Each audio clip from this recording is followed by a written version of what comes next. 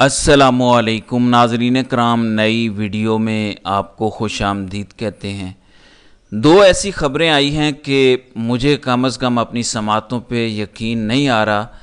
एक तो Lahore high court से ख़बर आ रही है कि जो इलेक्शन ट्रिब्यूनल का मामला है, अब ये ख़बर बड़े मुस्तनद और मोतबर रिपोर्टर्स दे रहे हैं, कोई वजह समझ नहीं आ रही कि इस ख़बर पे क्यों एतबार ना किया जाए, लेकिन जो रेपुटेशन भी होती है वो कुछ और बता रही है। कहा यह जा रहा है कि इलेक्शन कमीशन जो नई chief justice Lahore high court से मिलने गया था ट्रिब्यूनल्स के मामले पर, और उनका तासुर यही था कि मामलात सेट हैं, गेम फिक्स्ड है, लेकिन आगे से कहा गया है कि जो पिछले चीफ जस्टिस पहले से ट्रिब्यूनल्स के जज लगा के गए हैं वही काम करेंगे, हम उन्हें किसी सूरत तब्दील नहीं कर रहे। अब ये जिन रिपोर्टर्स ने खबर दी है, कोई वजह समझ नहीं आती कि वो क्यों गलत बयानी से काम लेंगे। दूसरी खबर ये शेयर की जा रही है कि शायद नई चीज़ ये होने जा रही है कि जो ये दहशत गर्दी के अदालतों में कंपनी के कुछ लोग लगे हुए हैं, उन जजेस की भी तब्दीली होगी ताकि ये जो 9 मई के मामलात में गलत मलत लोगों को सजाएं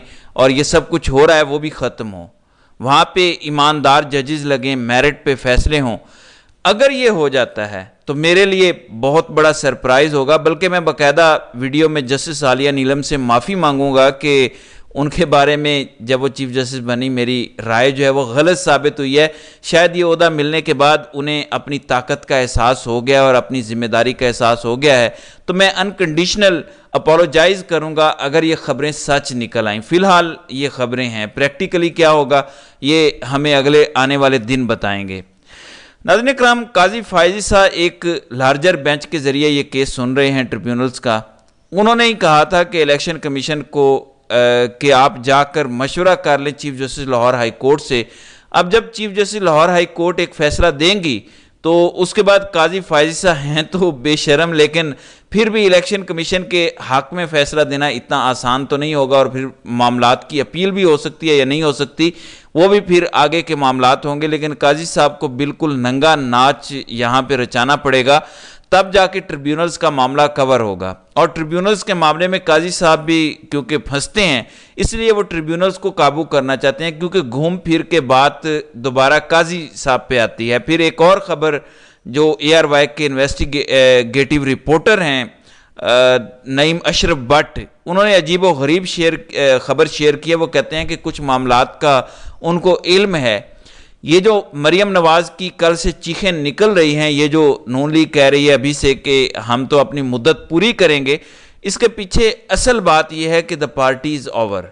असल बात यह है कि शायद इमरान खान से बातचीत की कोशिशें हो रही हैं, शायद हो रही है या नहीं, ज़ाहिर है ये ख़बरें होती हैं, अंदर की खबर कोई कहता है, कोई ज़राए की बात करता है, और जो उन्होंने सबसे बड़ा इशारा दिया है वो ये है कि डील नहीं हो रही, और अगर डील नहीं हो रही तो इसका मतलब है कि इमरान खान की ही बातें मानी जा रही हैं, यानी मामलात नए इलेक्शन की तरफ भी जा सकते हैं।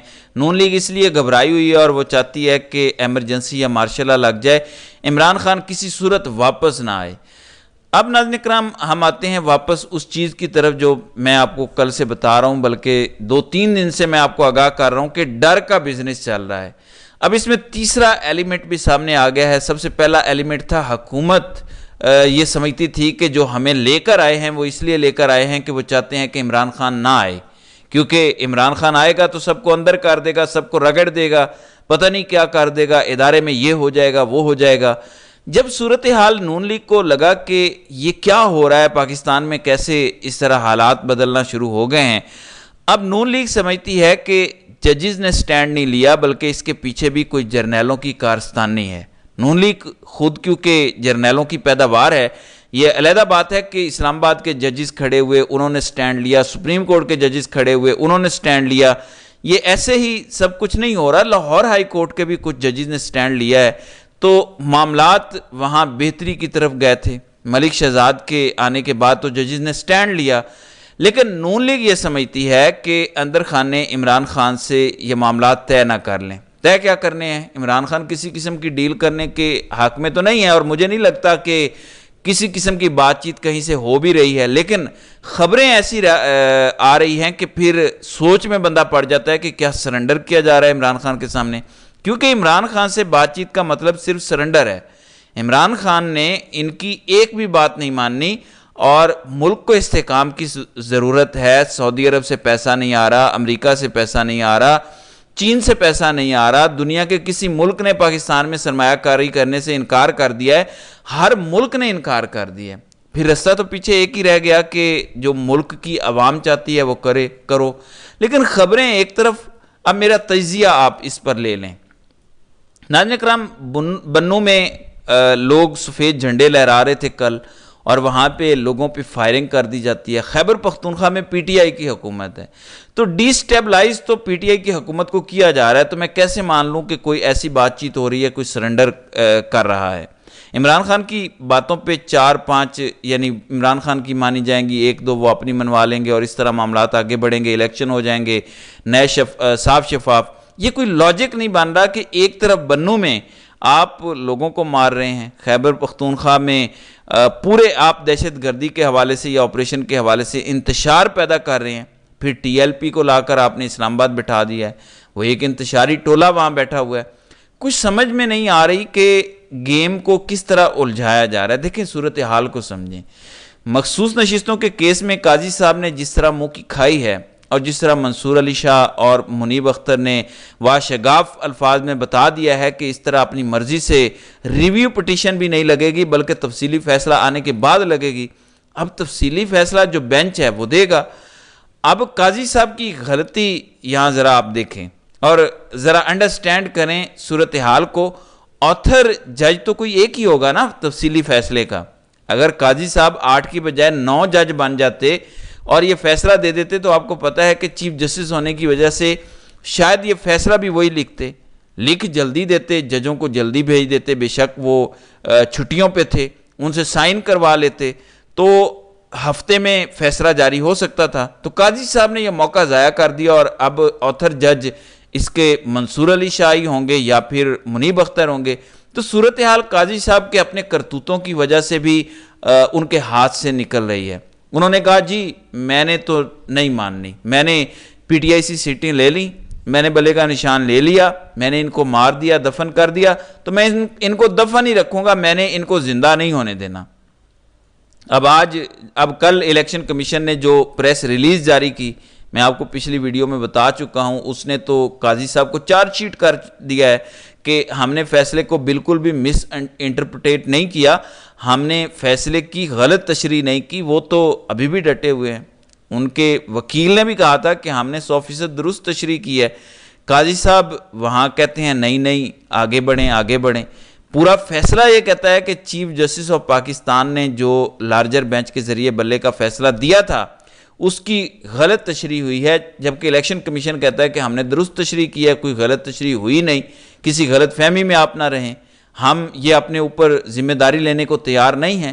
تو آپ ذرا اندازہ لگا لیں، اس طرح سے پورے پاکستان کے معاملات چلائے جا رہے ہیں۔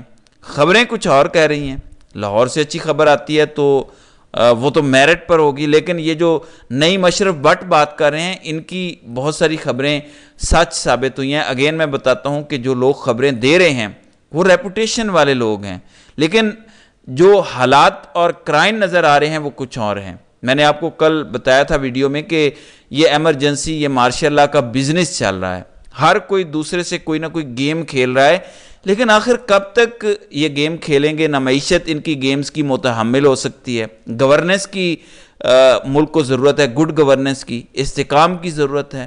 دہشت گردی کی جنگ اگر لڑنی ہے تو عمران خان کو آن بورڈ لیے بغیر یہ نہیں لڑی جا سکتی۔ جس ملک کی 80-90% آبادی کسی ایک کے ساتھ کھڑی ہو جائے، اس کے خلاف جا کے آپ پاکستان میں کسی صورت نہ ترقی کر سکتے ہیں، نہ استحکام لا سکتے ہیں، بلکہ اپنے پلاٹ بھی خطرے میں پڑ جائیں گے۔ سو اگر میں کمپنی کی حرکتیں دیکھوں کہ ایک طرف وہ صحافیوں کو، اوورسیز پاکستانیوں کو غدار ڈکلیئر کر رہے ہیں، ان کے بینرز لگا رہے ہیں، یا مجھے ویسے ایک چیز سمجھ آئی ہے کہ یہ طریقہ کار نون لیگ کا بھی ہو سکتا ہے۔ میں ویسے نون لیگ کو بلیم کرنے پر اتنا بلیو نہیں کرتا، لیکن اس وقت نون لیگ کو خطرہ یہ ہے کہ اگر ہم ایسے کریں گے، کچھ لوگوں کو غدار ڈکلیئر کروائیں گے، بیچ میں شہباز گل کا بھی نام ڈال دیں گے، شہباز گل کا پی ٹی آئی سے تعلق ہے، پھر شہزاد اکبر کا بھی کسی نہ کسی طرح direct indirect P T I سے تعلق بنتا ہے کہ پی ٹی آئی کے اندر اگر ہم اس طرح کی بات کروائیں گے کہ یہ غدار ہیں، صحافیوں کو ہم غدار قرار دلائیں گے، تو وہ آگے سے بولیں گے کس کے خلاف؟